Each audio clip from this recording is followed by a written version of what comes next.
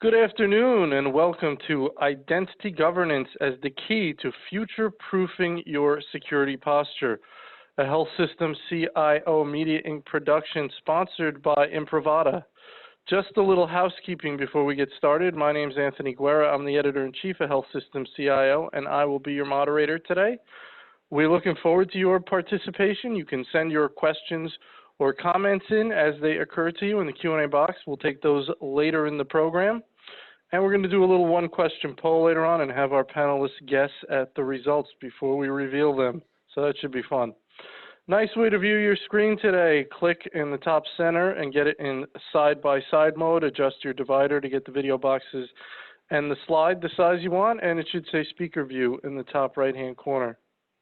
Just so you see how we're going to spend our time today, first we're going to about 35, 40 minutes with our main panel discussion featuring Randy Nale, Director of Modern Workplace with Microsoft, Brian Selfridge, Partner and Director of IT Risk Management with Meditology Services, and Wes Wright, CTO with Imprivata. And then we will have our Q&A. So without further delay, we're going to have a fun conversation, lots to talk about. Let's jump right in to our conversation. Randy, let's start with you. Can you give us an overview of your organization and your role? A tiny organization, right? Tiny. No one's heard of it. Exactly. So first of all, Anthony, thank you for the invite, and Imprivata, Wes, thank you for sponsoring the webinar. Really appreciate that. So, Of course. so I work in Microsoft's U.S. healthcare business. So as you all mentioned, Microsoft's a fairly large company, and we have a business, worldwide, but also a focused business here in the U.S.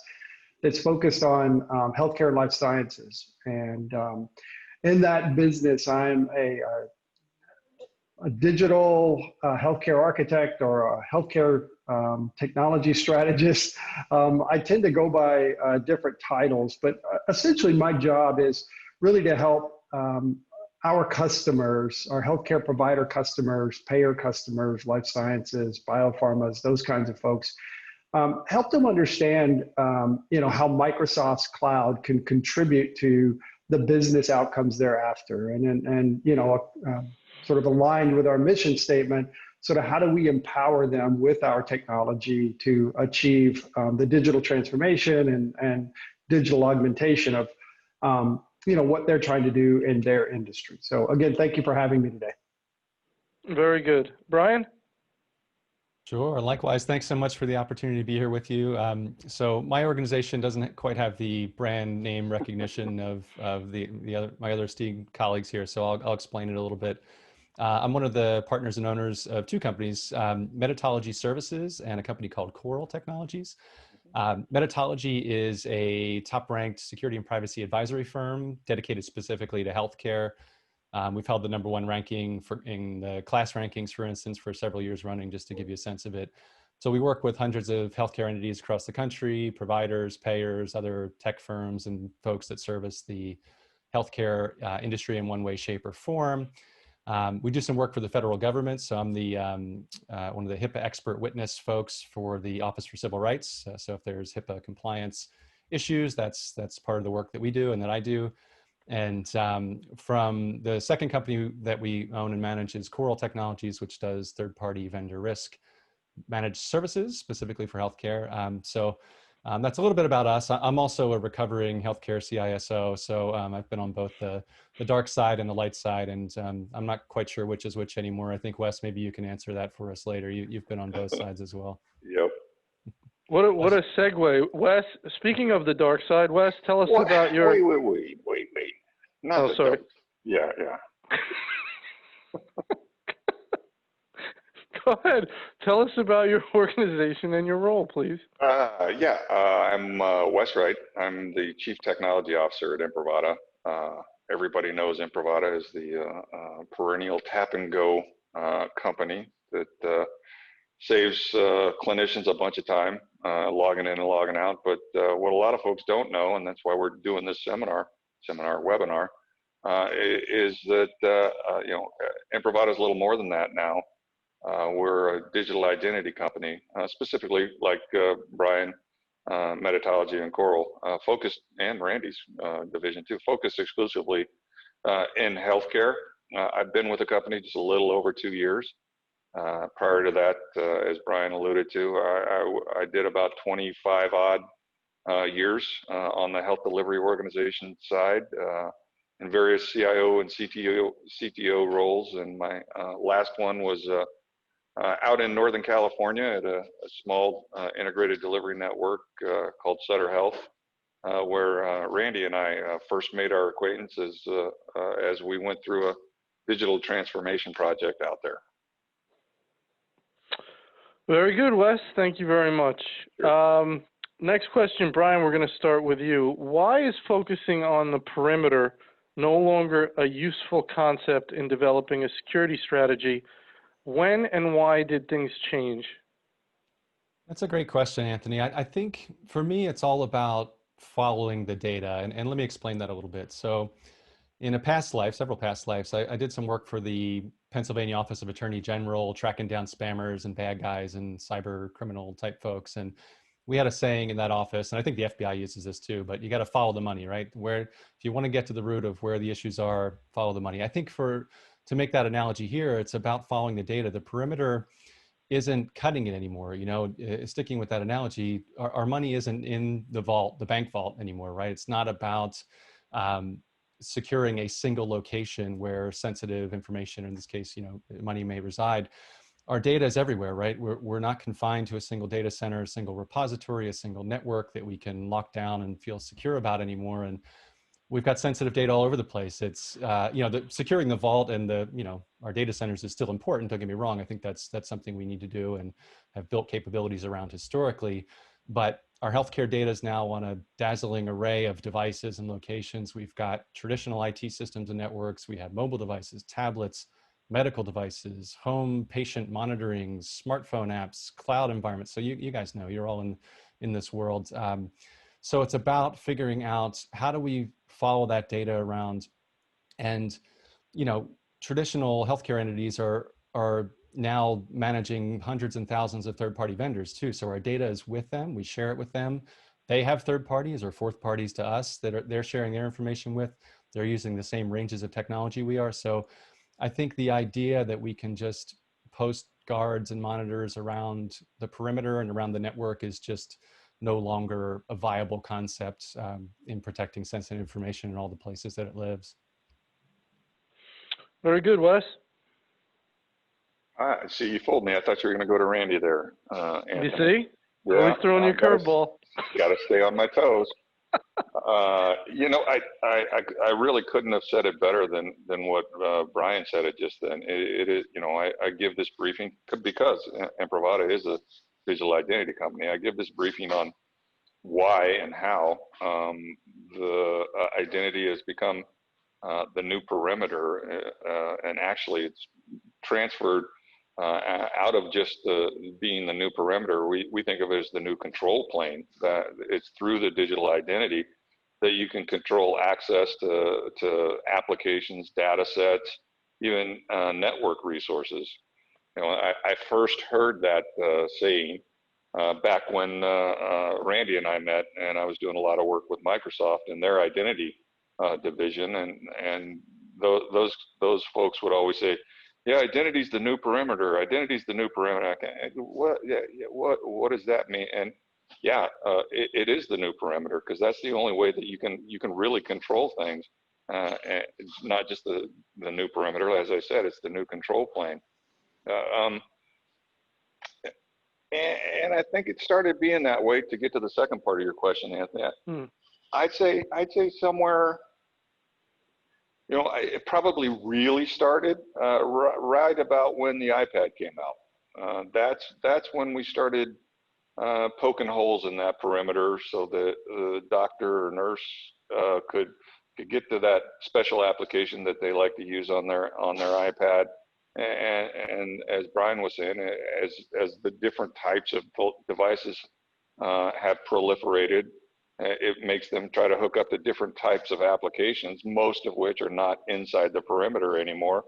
So we really kind of did it to ourselves, poked so many outgoing holes in the perimeter that we made the perimeter less a barrier and more a sieve. But don't get me wrong. I mean, there's some CISOs out there, you know, the reasonable man standard is that, yeah, you're still going to have firewalls and segmentation and that kind of stuff. What we're saying on identity is the new control plane is, yeah, have them out there, but don't be as dependent upon them as you might have been as little as 5 or 10 years ago. So that's interesting, Randy. You know, point being that it doesn't substitute, it doesn't do away with the old techniques of segmentation and firewalls. This is just an additional measure, an additional consideration and strategy you layer on top of that, correct? Yeah, I think so. You know, there's been another concept that's been around longer than identity's the new perimeter, and that's defense in depth. And so we're sort of used to that model where you layer on you know, defenses or controls so that if there's a breach in one, you know, it doesn't become sort of, I lost everything. And so we're used to that concept. And I think what has sort of happened and what Brian and Wes were talking about is that identity has sort of become, maybe one could think about it as one of the most outer bound layers of that defense, as well as sort of permeating all of those layers. In other words, before I grant you access to anything that might be sensitive, I need to know who you are, you know, and other things about you to make sure that you're authorized, you know, to get that data. And then at steps along the way, I need to re-verify that. And so the way we think about that is at Microsoft is we still have sort of the traditional, what one might call the traditional layers of defense, you know, in our cloud and in our products that customers deploy in their clouds and in their workplaces. And then we have sort of, you know, those additional layers that we bring about via things like the intelligent security graph, where we gather, you know, data from all those control points and try to make better decisions about access and who should access what and whether that's appropriate or not. And then our conditional access, which is one of those things that can provide multiple checkpoints. So, you know, when I came through the first door, I validated who you are and, you know, that you're authorized to come in the door, but then you go access a different application or a different, asset or data that's scoped in a different way from a sensitivity perspective. Maybe I ask for additional sort of verification of identity. So that's a long way of saying that, Wes and Brian were absolutely right. And it's just an extension of that defense in depth concept to accommodate, you know, where we live and how we are currently, all working, for example, here, where we're all in our home, you know, doing our professional day jobs. So. Very good. So we're saying that definitely it's part of the strategy. Let's talk about the increase in remote workforce and telehealth. Does this become even more important in the type of world we live in now, or does it present new challenges we're still grappling with? Wes? Yeah, a little bit of both. I think it really depends on where you were at on March 13th when everybody essentially got sent home.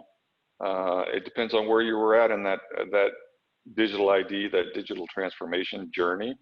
I know we had a bunch of our customers. We offered free multi-factor authentication licenses to our customers because we realized that some of them might have got, I don't know, proverbially caught with their pants down on the March 13th and weren't really, from a licensing perspective, weren't really ready to do multi-factor authentication or remote access from home. And that's one of the most important things, in my opinion, that you should be doing. If your remote workforce now isn't having to somehow do some kind of secondary authentication to get to network resources, I feel a little bad for you, because again, defense in depth, as Randy so eloquently stated. I'm trusting your username and password, that you're who you say you are, but because you're not here in the office anymore, I want to, as Reagan said, trust but verify, and that secondary authentication that you should be using is that verify step. So I'd say it's more important than ever, because you have more vulnerability out there than you ever had. Very good, Randy.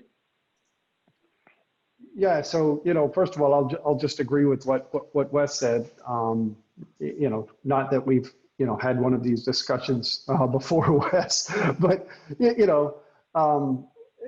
and I to double down on that, I think it has increased with remote workforce and telehealth and all of that. And we were already on that trajectory. If you go look in the healthcare industry and what folks were doing, there's more home health.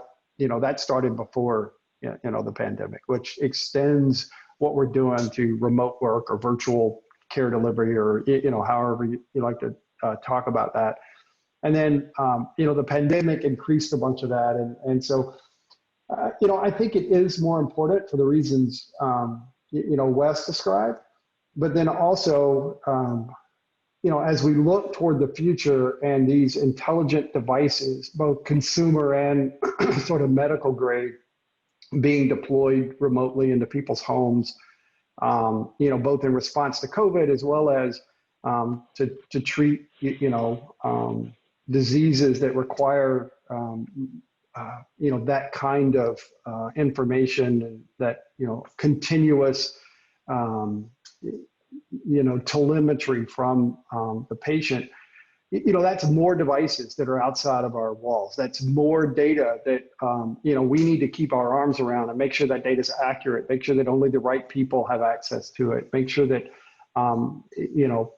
people aren't holding us for ransom, by infecting and affecting some of those devices or data or that sort of thing. And so if you sort of believe what we said about identity being the new control plane, and that additional layer of defense in depth, and then permeating through all of that, then you have to believe that the digital identity is more important as we sort of proliferate that data and those applications and those devices even more, as we went into COVID and as we come out of COVID and have learned how we can do things in remote ways and in virtual ways.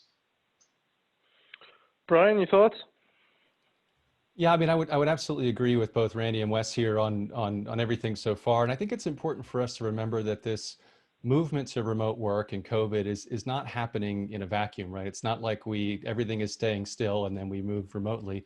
The threat landscape has been evolving and changing this whole time as well. So, for the first time in our history as healthcare, we have the highest ranking, most prominent breaches are happening from active hacker attacks, right? It's no longer about, oops, we lost the laptop, oops, we lost the USB device. And that's still happening, but that's now the number 2 most common breach cause. Number 1 is active hacking activities from the outside. And so, I think the key here is that, we're seeing, as long as we have these increased volumes of people logging in remotely, we have a lot of the workforce, executive, operational folks that didn't traditionally have remote IT access now have a larger presence. We have a larger footprint.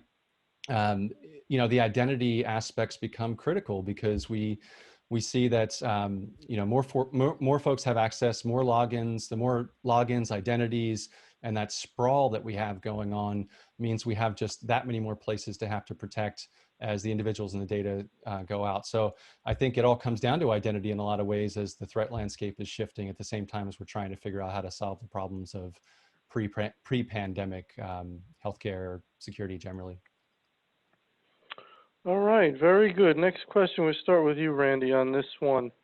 Talk about how your customers are recognizing the need and planning their digital identity strategy. For example, implementing identity governance or adopting a single vendor platform approach, how are they getting off on the right foot, and what are some keys to success and pitfalls to avoid?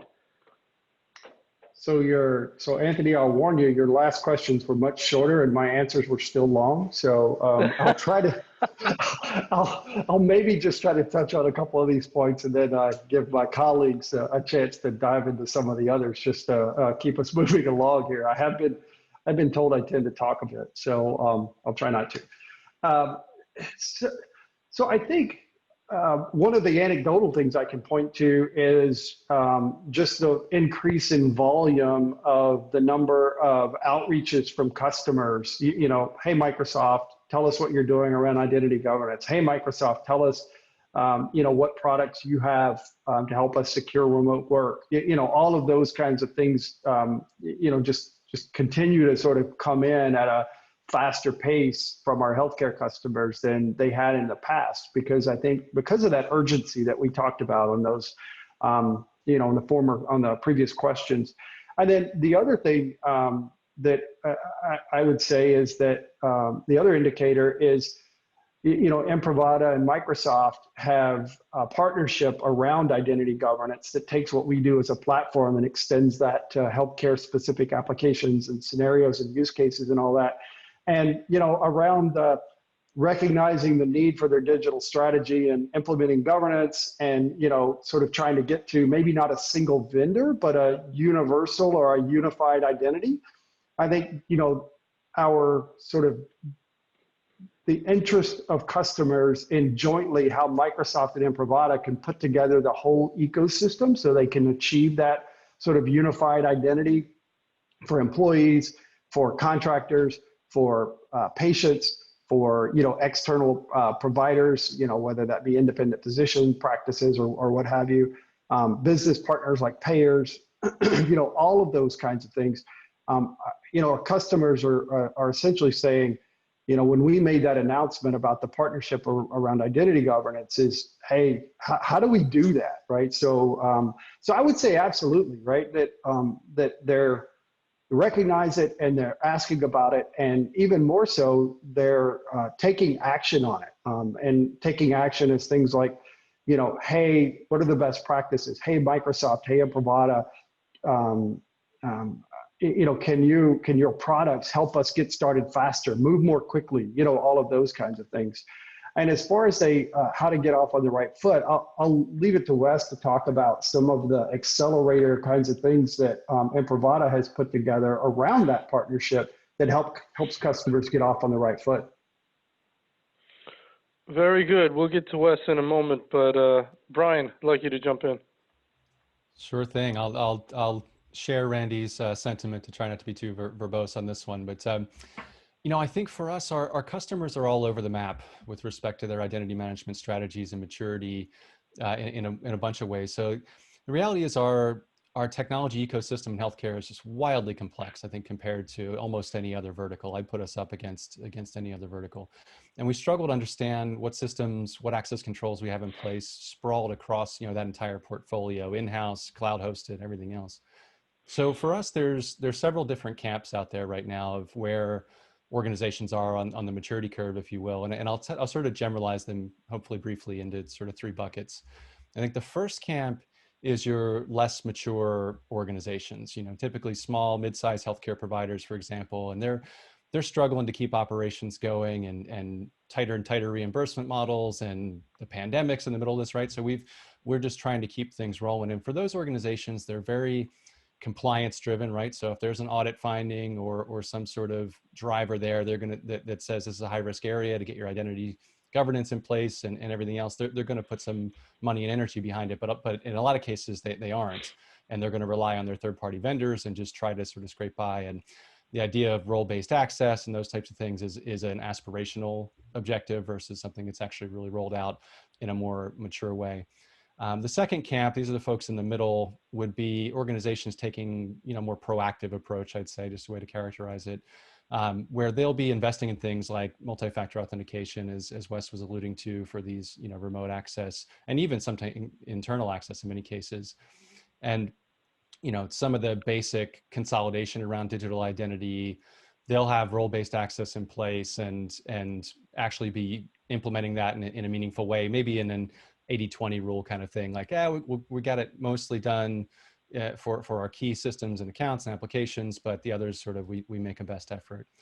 And then I'll wrap it up with just the sort of third camp is the more mature industry leader type organizations. These are the typically, but not always, the larger and better funded health systems, the payers in particular, as mentioned earlier. They're typically a little farther ahead, and they'll have a lot of the bells and whistles and tools to really do this right. And that includes a lot of the tool sets from Microsoft and Imprivata around automated provisioning, deprovisioning, single sign-on, access right reviews, governance, all the things that we really should be doing consistently across the enterprise and the industry. So I would just say, you talk about getting off on the right foot and how do we get started? Part of it is just understanding what camp are you in? Where are you on that curve? And if you're in the, camp 1, you want to get to camp 2. If you're in camp 2, you want to get to camp 3 as quickly as possible so that, we can start to take advantage of the great tool sets and capabilities that are out there in the market right now. And they're not, they're becoming more economically viable and affordable. And I think that's also an important game changer as well. So I'll leave it there, and I'm curious to hear Wes's perspective as well. Wes? Well, not surprisingly, I'm going to talk until I'm exhausted, Anthony, unlike the rest of the people. So just that's good. Buckle up. Someone's got to. Someone's got to, or we'll be finished soon. Go ahead. I'll start from last and work my way up to I can't help but say, and this of course there's some bias here, but not just some bias because I work for Imprivata. I think I've seen a lot and talked to a lot of customers, and I think Brian and Randy could back this up as well, that are trying to pound their round peg into that square hole. And by saying that, I mean they're taking a horizontal platform that was developed to meet 60% of every industry's requirements, and trying to meld that into healthcare, and it just doesn't work. We've seen it. I've talked to a bunch of our customers who have had other identity governance solutions in place. It just doesn't work. You'll spend a lot of good engineering hours trying to get that round peg into that square hole. So how you get off on the right foot? I think you pick a solution, a set of solutions like Imprivata's product set that is specific for your industry. I wouldn't be trying to sell Imprivata's identity governance or single sign-on or something like that into the retail industry, because we don't do retail. And I don't know what kind of reporting they need. I don't know their special requirements, but we do for healthcare. We've been doing healthcare since we're knee high to a grasshopper. We have tons of we have clinicians on our staff, practicing clinicians on our staff, that they, most of the time, at least once a week, they go out and they are practicing clinicians. So they know what works and what doesn't work for healthcare. So first off, if you want to get off on the right foot, get an identity governance and administration suite of tools that are specifically designed for healthcare. Now let me get to the suite of tools part. I see what's happening in identity governance kind of the way I saw what was happening in the EHR landscape, say 12 to 15 years ago. Back then we didn't have these massive suites of EHR. We had a Pisces for the ED, and GE RadWorks for radiology, and somebody else for OBGYN, and somebody else for another back office revenue cycle. And we tried to stitch all that stuff together and make it talk with each other using CCAO or not FHIR, but the other one, the old one, forgot, completely blanking now. HL7, got it.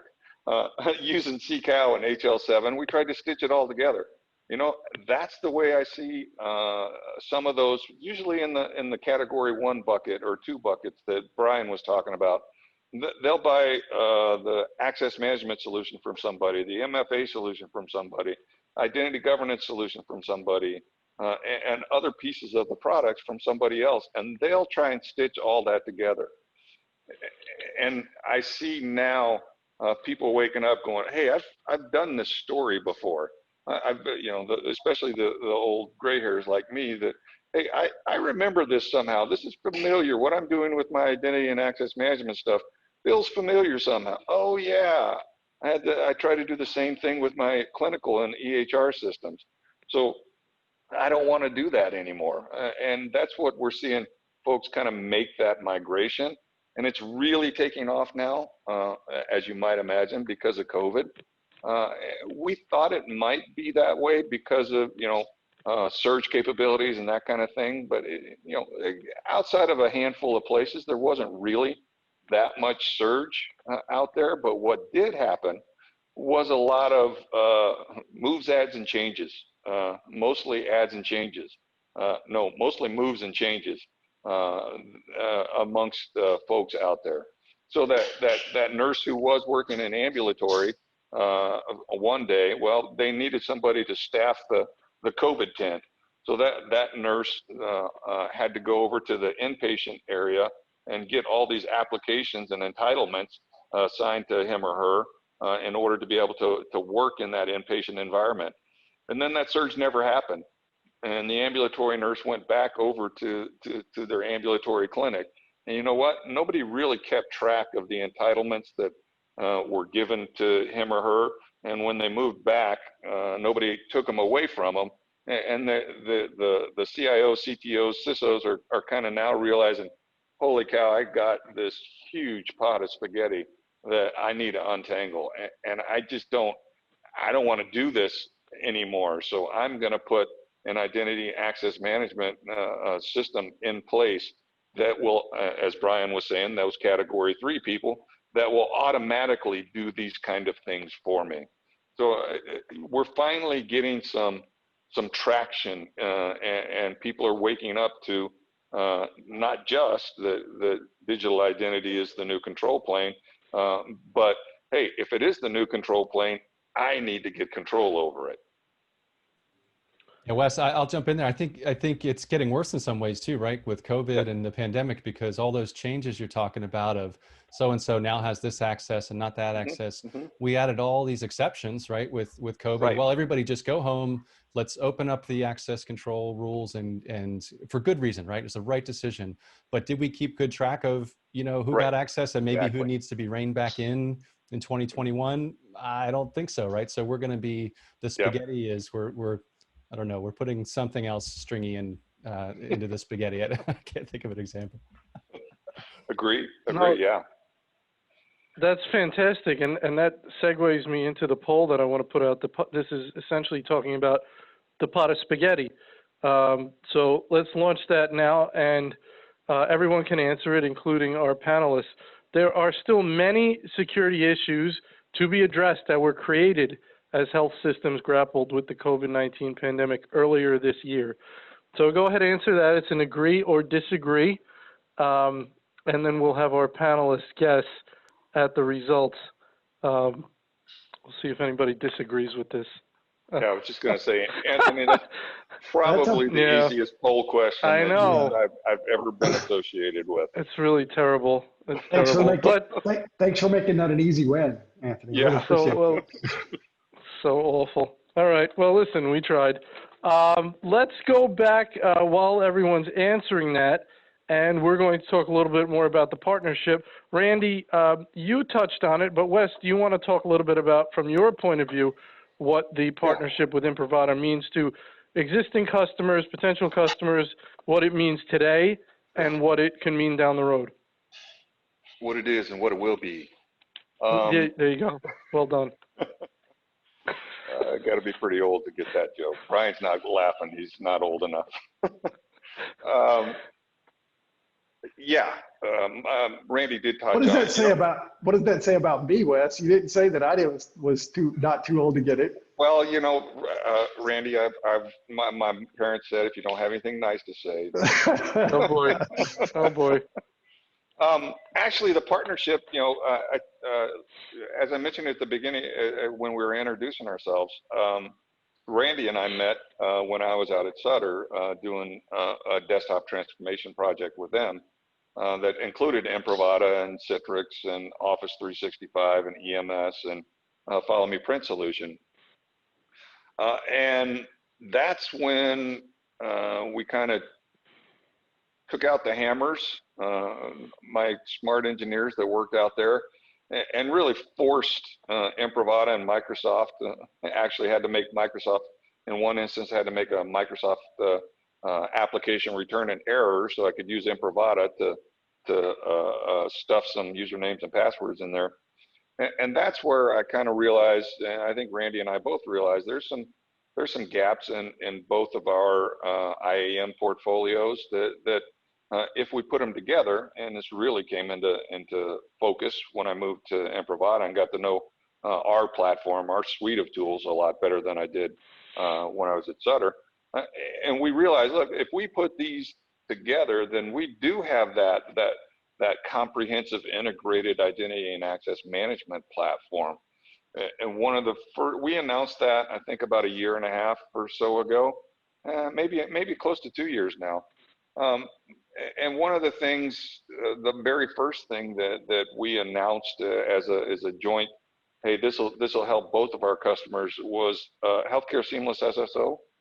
And in healthcare, we have a lot of shared clinical workstations, and that workstation is logged in as a generic logged in user, a generic user, user 14 and with a password. But when a clinician walks up and taps their badge, Imprivata knows them and knows what their identification is, and any applications that are profiled in our Imprivata appliance, they also know to use that Imprivata logged in user's identification. However, if they clicked on that Outlook or that Teams on the desktop, it would just default over to that generic logged in user, and you'd have to wait for it to fail, and then that user, if they weren't too frustrated, would actually put in their username and password and get access to that application.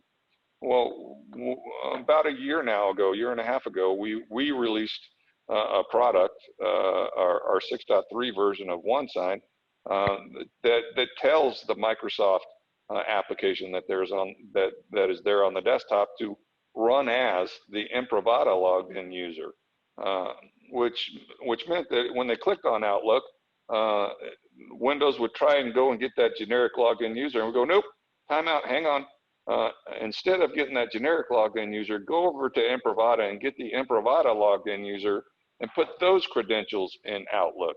And you know what? That worked a ton better for those clinicians. And now, even on those Type 2 workstations, they can access those great Microsoft Office productivity applications without having to fool around with a password. And there's a bunch more integrations that we have coming down the pike.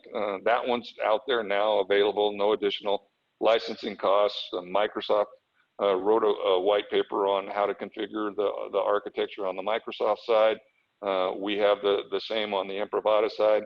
And it just illustrates our partnership. We want to build all these integrations at the warehouse, so that when they arrive at your shipping dock, they're already pre-integrated. All integrated products from a Imprivata perspective, of course, but then all these other places where we can see that an integration with Microsoft will benefit those joint customers as well.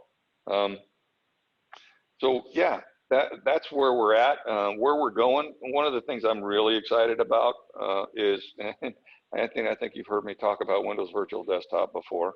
I really think it's going to bend the cost curve for IT. Finally, it's going to bend that piece down a little bit, and we're working feverishly now to be able to support Windows Virtual Desktop natively.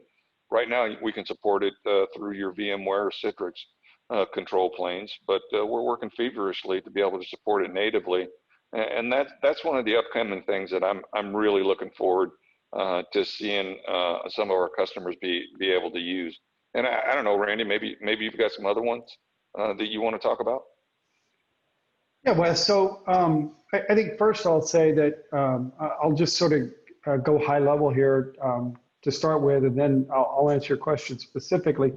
The first one is, I think the benefits for the clients, and you and I have again had this conversation both, you know, amongst ourselves as well as on other calls like this, and that is, you know, we ask as technology providers, historically we had to ask our customers to do the integration to make stuff work together, because it was deployed, you know, in their data centers, on their premises, all of that. You know, it essentially was sort of isolated, if you will. And you know, now that both Microsoft, Imprivata, and others are you know, embracing this idea of as a service, then there's this opportunity for us to do that integration in a way that is pretty seamless to our customers, which would, you know, cut down on their deployment costs, cut down on the complexity of operating and supporting that thing, cut down on the, you know,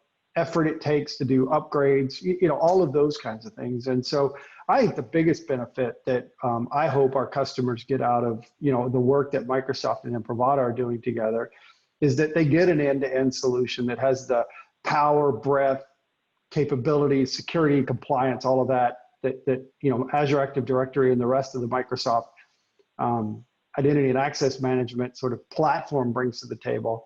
And they get all of the richness around healthcare, and you know, you described it when you introduced yourself, all of the benefits to clinicians and physicians that Imprivata brings, and they get all of that without having to do all the hard work of making it work together like that. You know, if we could do that, you know.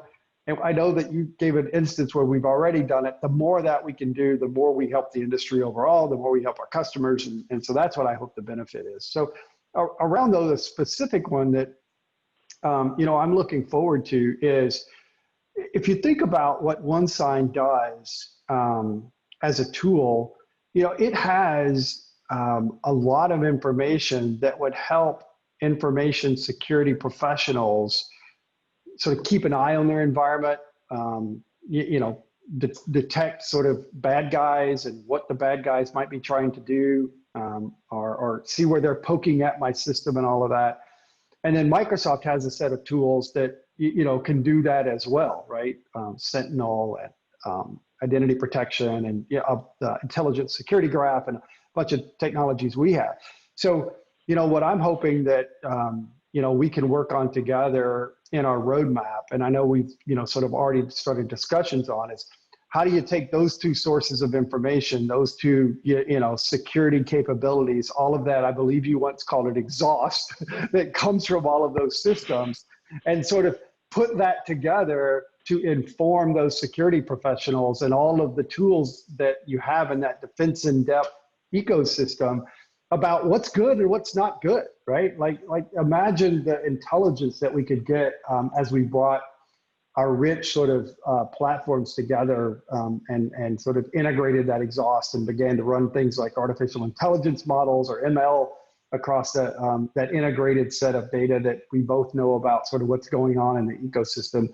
I think that would be super powerful, Wes. And I know that one, I picked one that's, you know, a bit further out because of all the engineering work that has to happen if and when, you know, we get there.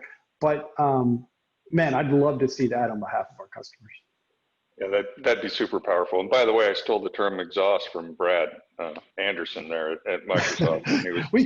we can't give him credit. Come on now. Yep. Brian, anything you wanna jump in on all that?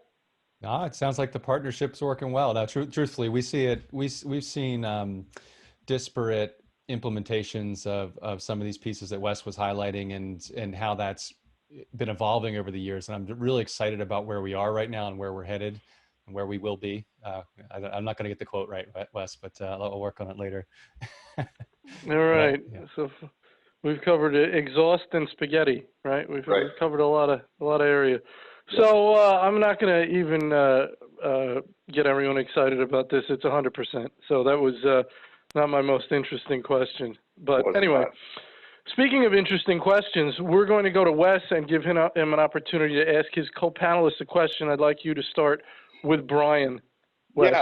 Yeah. You know, Brian mentioned at his introduction another company he's involved in called Coral, and it's interesting. I'm just kind of curious to see the uptake out there. You know, kind of a specific question. You know, Coral is about the only one I know that actually performs the kind of service that you do. Are there other? And you don't have to name them. I guess that wouldn't be good for you. But are there other competitors out there for Coral, or is it, as I see it, a pretty one-off, unique service?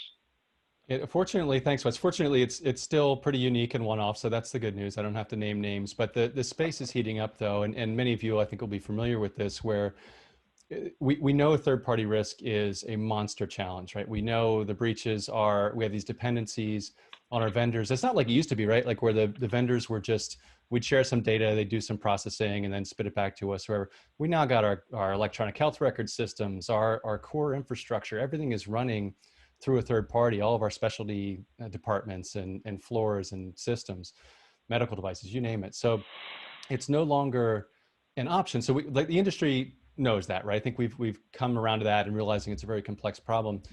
So the solutions that are coming out now, apart from us, we do managed services. So we sort of handle it end to end and scale it up. So if you've got thousands of vendors, we can crank through them. Whereas if you're trying to use half of an FTE from your security or risk team to catch up with 1,000 vendors, like that mountain is one that will never be climbed in our lifetime. So the managed services is really helping, but there's also a lot of tools and tech being thrown at the problem, which I think is an important piece of the puzzle. So you have a lot of these cyber risk scoring companies and GRC tools and governance risk and compliance tools. Sorry to throw acronyms around at you guys, but there's a lot of tech being thrown in it. And you guys know this well. If you automate a complex problem with not a very well-founded solution, you don't put the bodies and the people behind it to make it work, it doesn't work. And I think we're getting in a better place and evolving our space, but we're very early. And I think, and this is self-interested, of course, but I think the managed services piece has got to be a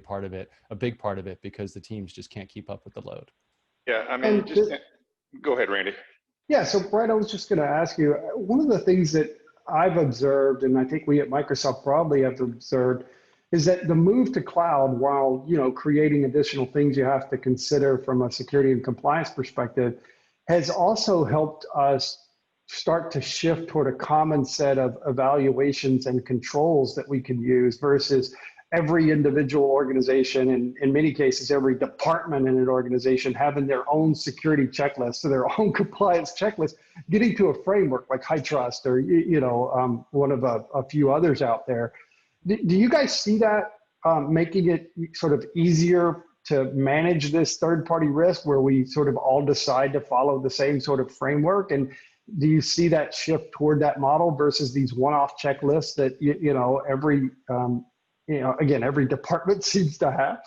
Yeah, absolutely. It's a great point, Randy, because I think just the consolidation alone, the fact that you have more organizations running Microsoft Office 365 instead of an Exchange server in the basement, that alone creates some standardization around the capabilities, the tools, the upgrades alone, just so that we're all sort of running on similar versions, which makes security a little bit easier, not easy, but easier. And the frameworks, NIST just came out with a new version, NIST 853, Rev 5 came out this last month or whatever. So you have NIST and HITRUST are really the top frameworks. I think the fact that we've consolidated around them, and in fact, HITRUST just ropes in NIST anyway, so it's all kind of the same stuff.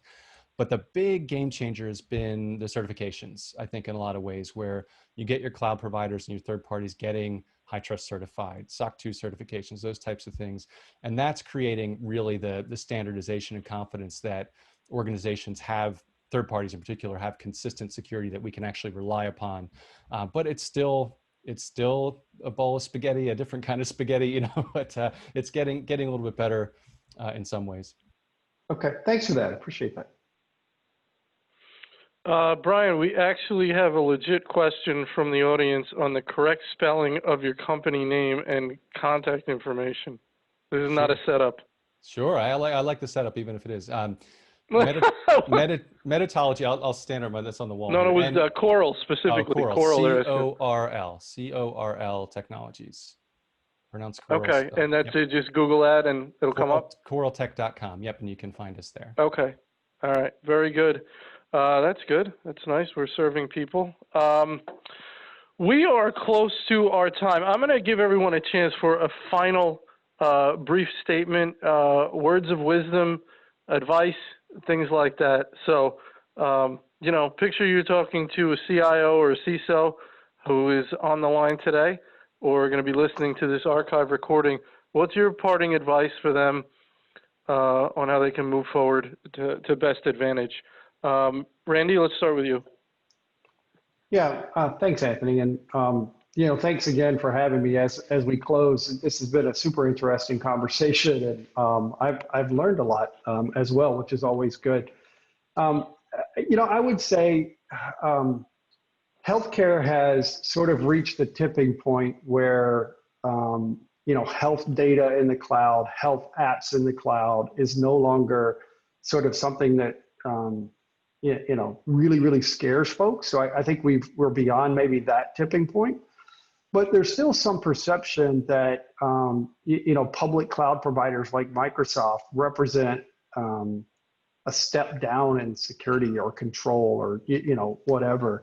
And I would encourage sort of a second or third or even fourth look at that, because especially for Microsoft, you know, we're able to sort of invest in the R&D and operations and patching and defense and, you know, all of those kinds of things on behalf of our customers at scale, that I would sort of challenge that idea that, you know, the cloud represents higher risk. And then in many cases, the cloud represents lower risk. I'll piggyback on what Brian said about Exchange in the basement, right? Like when you have Exchange in the basement, you know, you're sort of patching Exchange one off, and you know, and you know, there's a bunch of operations from that. You're seeing a subset of the threats against that Exchange server in the basement kind of thing. And when we're doing it, it's continuously monitored, patched, defended, updated, all of those kinds of things in you know, a much faster pace because of the scale, because we're doing it for everybody. So we can make the investment to do it. So I would sort of just, you know, challenge that notion and not have our customers not only get to the tipping point, but beyond that and get the critical mass where, you know, we all understand that the more we can work together and sort of bring those things like the standards that we talked about that, you know, cloud providers like Microsoft have, the sort of investment in defense and security controls and everything that cloud providers like Microsoft have. You know, I think the faster that we can sort of get there, the actual more secure that we could be. So thank you again. Very good. Brian, closing statement? Sure thing. Thanks, Anthony. I'll be brief. I think for me, for those sitting in the audience, if you're looking at this problem, identity management, digital identity, and all this, it can be overwhelming. It can be this large, complex problem. And we've highlighted a lot of the challenges today, and it can be daunting. What I want to leave folks with is it is solvable, and it has been done, and it can be done. You may be on a maturity curve, and if you keep chipping away and moving toward that next camp, that next category, that next bucket of maturity, you can get there. And there are industries just like you, not industries, there are organizations that look and smell and sound just like you that have done it and can do it. So I think making sure that you have an information security and risk strategy that incorporates digital identity management, and that you have a way to be chipping away at that over time. Don't imagine you're going to fix it all with some big project in 2021. It'll all be done. It's not that easy, but get moving, keep the momentum moving in the right direction, and take advantage of the tools and the folks that have paved the way before you, like Randy's folks and Wes and others that can help show you the way. Perfect. Wes, final thought. Yeah, Brian couldn't have set me up better. You know, we have just recently released something we call the Imprivata Digital Identity Framework for Healthcare. It's based on the HISAC's recently released Digital Identity Framework. And I'd encourage folks to go take a look at it.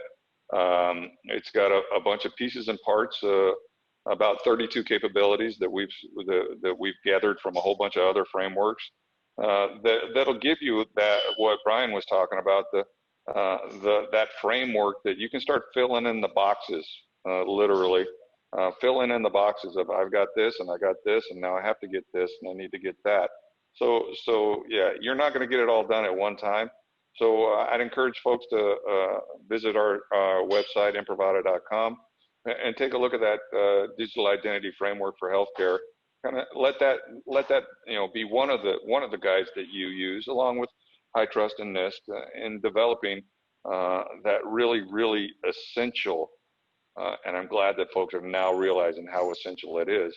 That essential digital identity framework and strategy. Very good, very good. I did just get an audience question, again, a legit question, asking about the large bananas behind you, Wes. I swear to God, yes, I'm not making that up. Yeah. So, yeah, you might want to think about that. Yeah. Maybe the next time I do one of these, I'll have to de-bananazize. Made-up word. De-bananazize my background. Very good. Well, it is always a pleasure. We are just about out of time. So regarding continuing education, you could use the final slide in this deck. You'll get an email when the archive of this event is ready for viewing. If you want to sponsor an event with us, you can reach out to Nancy from our team and register for our upcoming webinars at our site. And with that, I want to thank our panel. It's a lot of fun today. Fun and work, right? Mixing both, which is the way it's supposed to be. Brian Selfridge, Randy Nale, my good friend Wes Wright. I want to thank Imprivata for sponsoring and making this event possible, and I want to thank you, our attendees. With that, everybody have a wonderful day. Thank you. Thanks, Anthony. Always fun.